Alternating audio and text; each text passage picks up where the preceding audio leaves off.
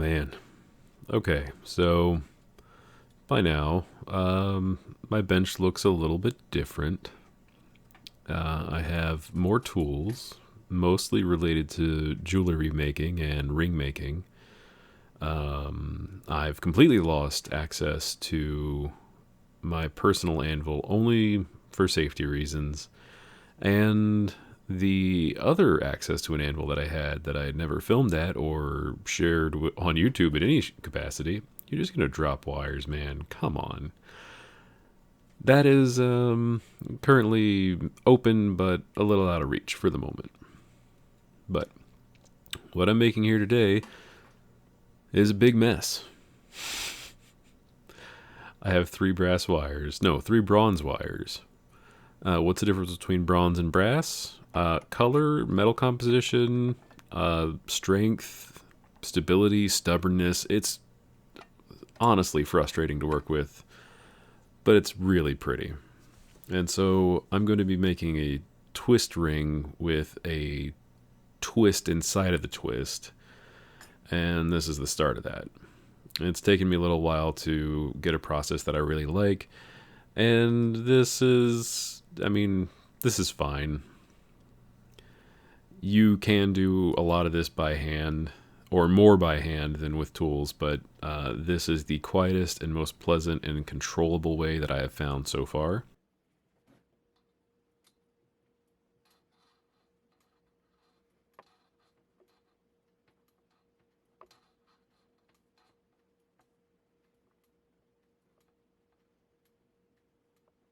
I'm twisting the wire. It will work harden. It will continue to work harden, and then it will be kind of scary to continue to twist. But when the twist is even enough in enough places and it doesn't unravel when I let it go, it's good. I am going to take a breath or two. I realize I've been talking nonstop for 2 minutes. I'm just so damn excited to get another video out and about. It's been a while.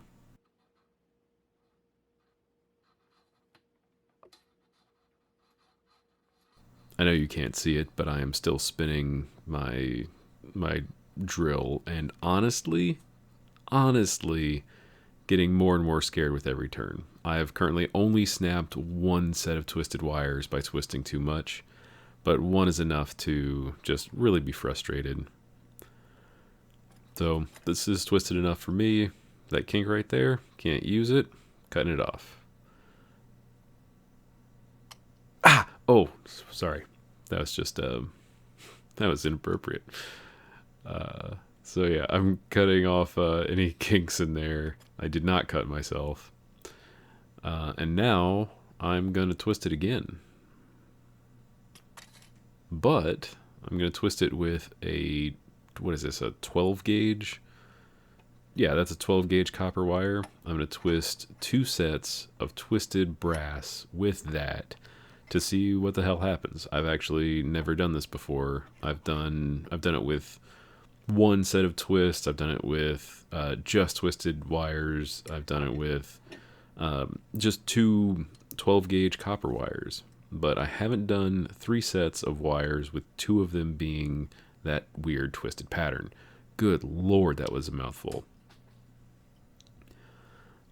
My work area is very compact, so my lathe is still getting used, but let's be honest, my workbench is a mess. It is a constant travesty that that is how I choose to work, but I know where everything is, and when I reach to grab something, it's there. So when I get a house early next year, the intention is to have a proper work setup with a proper place for every tool that isn't just behind where you're working. Oh, I should probably talk about what I'm doing. I just don't want to. Anyway, you can see that the bronze wires have been discolored. That's because they've been annealed ever so slightly. And the copper wire was already pretty soft to begin with, and it really just twisted pretty okay in most spots. I'm going to get rid of the stuff that I can't use, but soon the roller mill is going to get involved. And this here fancy jeweler saw is the first project that I use this on. I'm still getting used to it, but it's a neat saw. The frame, the saw blade is just a normal saw blade.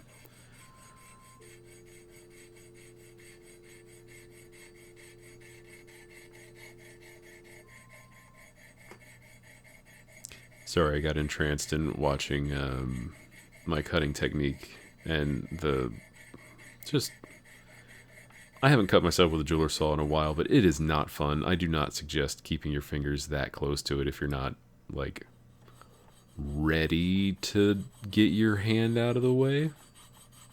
This cut was much nicer. Oh. Not that much nicer. So back to the old frame. I'm still getting used to how much pressure to put on it. This old frame already had a blade in it, so I was like, it doesn't matter. They're both doing the same thing.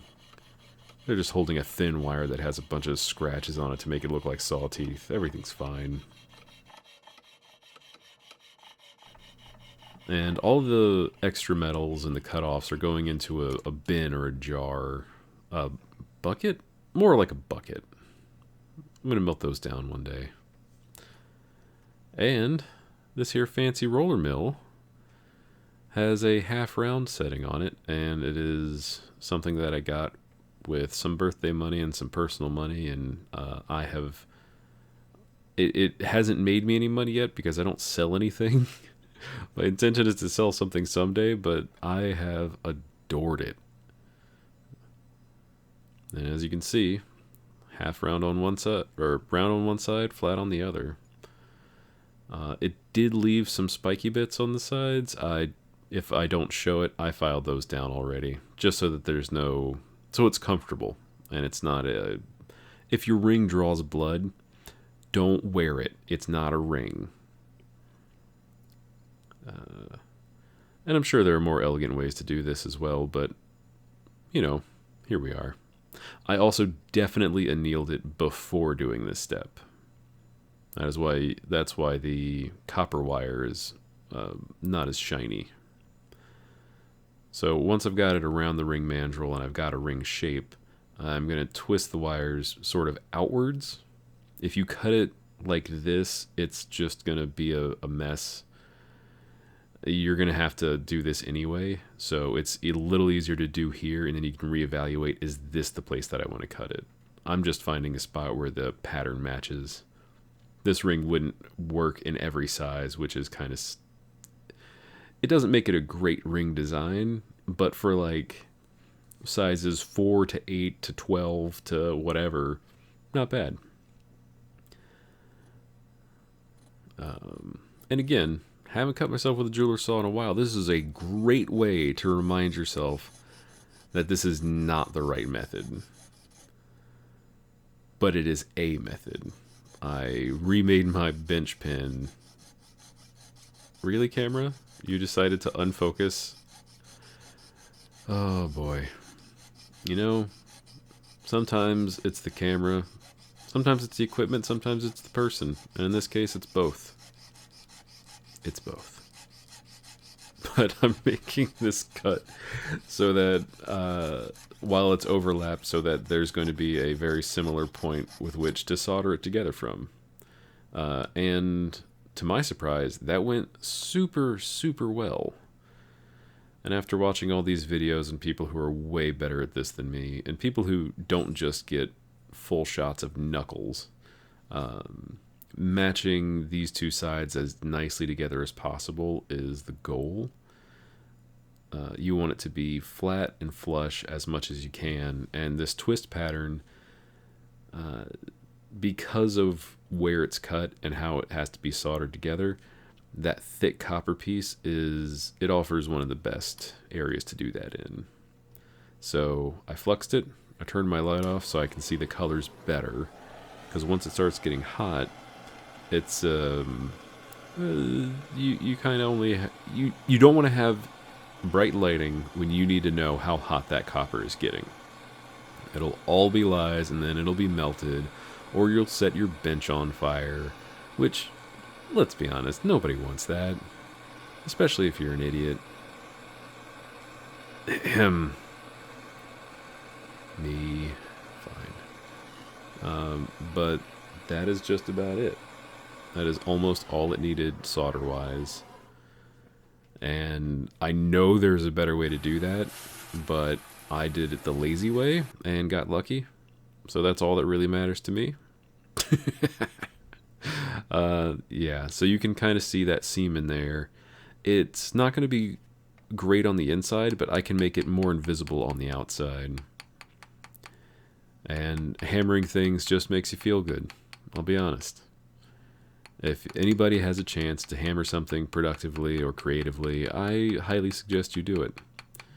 I'm using a little wood hammer that I made probably a year ago now, maybe more, maybe less.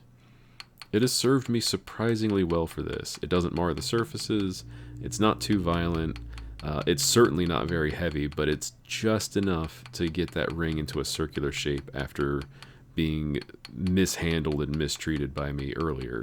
So I can mistreat it now, but make it round. And then after that, I can get to cleaning. Oh god, what are some of the guys that I watch? Gomeowcreations, I think. That guy is super informative. I'm going to guess a bigger nerd than he lets on in his videos. You wouldn't be able to tell, but nerd to nerd, I'm pretty sure that he's a good dude. So I've changed strategies to a more violent hammer because violent's the wrong word. This is just a more aggressive hammer, and I am also getting a bit of a hammered texture on there, but like very, very light comparatively. The face is somewhat shiny. And ever so gently trying to clean off any of that solder that I overused and created more of a situation. But yeah, go watch gomeowcreations. That guy's awesome. Also, oh man, I should be prepared for these kinds of things. There's some really good jewelers on the internet, and there's some really good people, just craftspeople in general, that are so fun to watch, that have inspired me to do more and more of this stuff that I pretty much won't be stopping anytime soon. And I'd really like to incorporate the knowledge that I've learned on this back into knife bait. I'd really like to learn how to speak English at a 5th grade level. I'd like to be able to take what I've learned from ring making back into knife making, for fittings, for embellishments, for inlays. There's so much in just this part, let alone using a lathe and making something truly round for all sorts of things. I find it super interesting, and the overlaps in skills and techniques, and how delicate you have to be with some things, just to get the effect that you want, has been really interesting. Between this and, like, this is a twist ring, but I've also been making inlay rings that have wood on the outside, metal on the inside, and an inlay of wire, or very, very few rings, but opal and like colored powders or pigments. It's so cool, and there's so many possibilities that there's just not enough time in the day. This is still a hobby, and it certainly does not replace my day job, but if there's interest, and there has been some, I would like to get an Etsy store started just to do it. That ring got super hot while I was doing that, so I just kind of let it spin. Anyway, aside from my ambitions and being excited to talk about what I want to do, I have been doing a lot of it. The only thing that I haven't been doing is documenting it, which is okay. I'll get back to a more regular everything, and we'll see where that goes. But I'm super pleased with how this looks, and how it came together. It does fit at least one of my fingers. And since you can see that we have 5 minutes left, it's not over. That was the worst thumbs up I've ever seen. it's not over, because I also have been getting into oxidizing things and making them go from shiny to not shiny, and then buffing off just bits and pieces of it. And this is Jack's Copper Brown Black.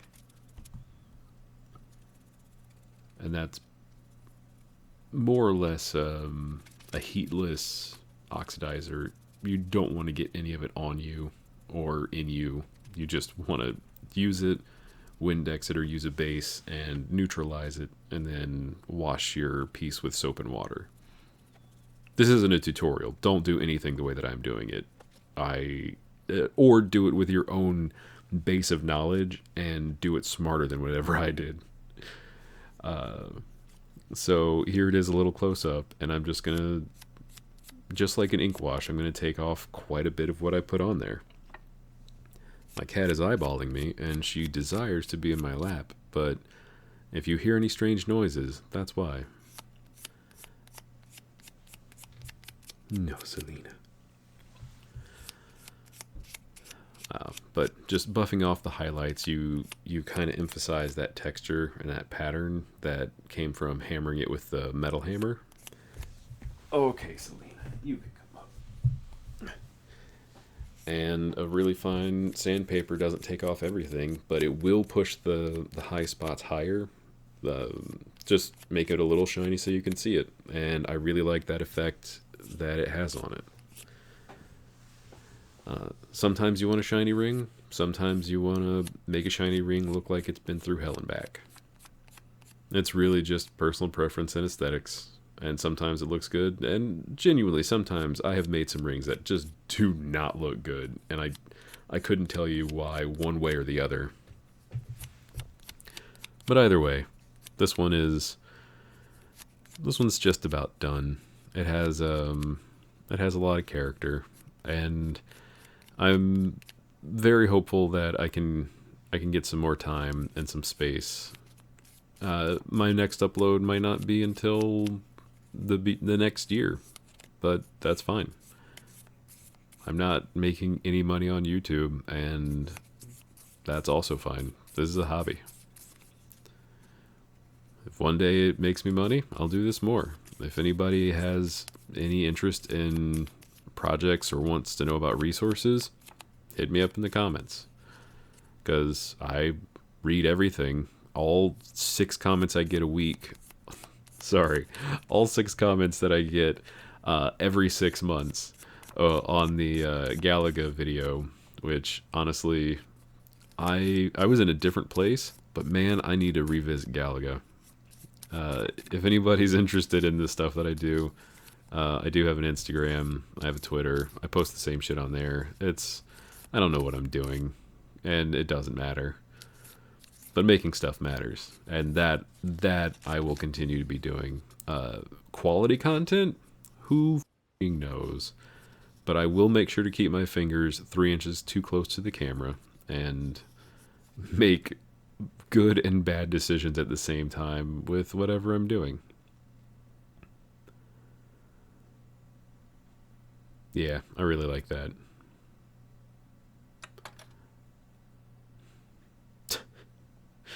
Oh boy. I've dropped so many rings. There are a few that are lost forever under the bench. I don't know where they went, and I don't know where they're going, but I know where they're not, and that is visible to my eyeballs. So yeah, I want to say thank you for watching. As you can see, just trying to test out that solder joint. It's not going anywhere. It'll be there forever. Yeah. So, I don't normally do the YouTube thing, but if you subscribe, I'll know that you're interested, and I'll make more. That's also why I waited until the last 30 seconds. Who's good at this shit? Not me, but that's fine. Thank you for your time. Bye.